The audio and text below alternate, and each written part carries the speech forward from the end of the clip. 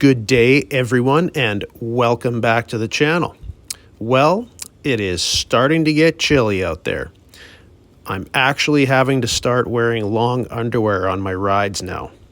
And you know, if you're wearing long underwear, it is getting cold. Now, hopefully I'll still be able to ride up until at least October, but we'll see. Anyway, on with the subject of this video.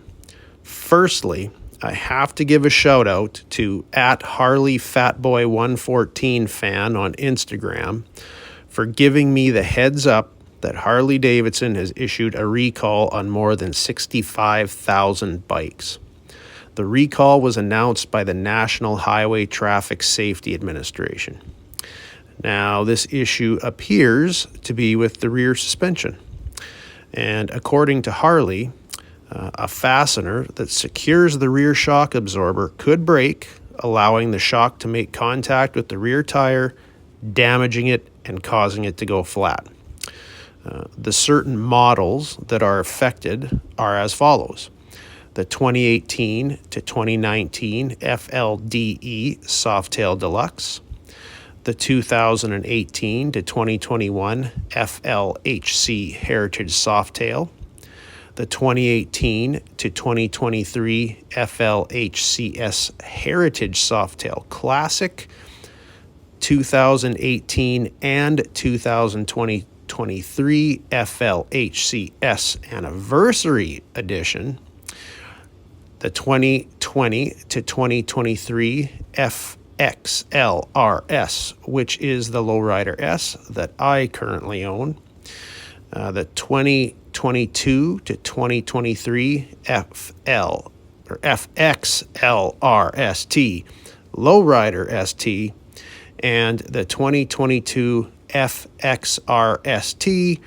which I believe is the Lowrider El Diablo that came out last year. So obviously all Softail models. And as I own a Lowrider S, this unfortunately will include my bike. But rather than just talk about it, let's go have a look at the rear shock absorber itself on my bike.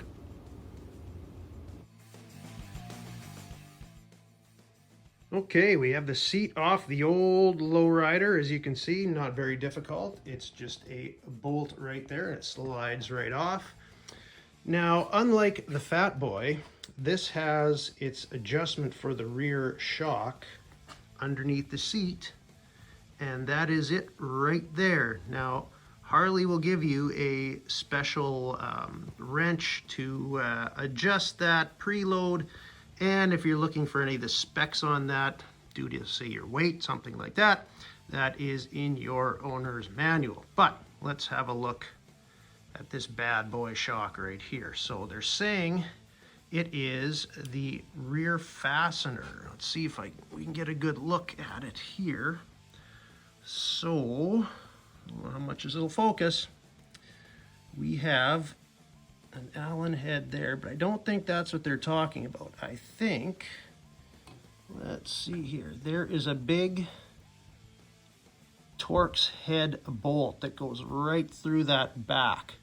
I'm assuming that that is what could break.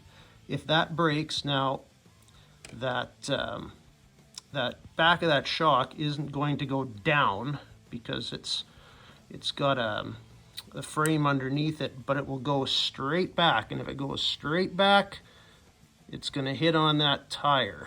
Unfortunately, that is going to cause a problem, and I'd be I know it says that the tire could go flat if it hits that, but I'd be more worried about it causing a blowout, and I don't want to have a back tire blowout when I'm doing about 120 down the highway.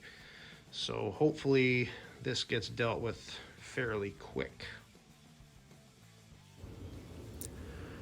Now, as this is a recall, Harley Davidson will replace the shock fastener free of charge.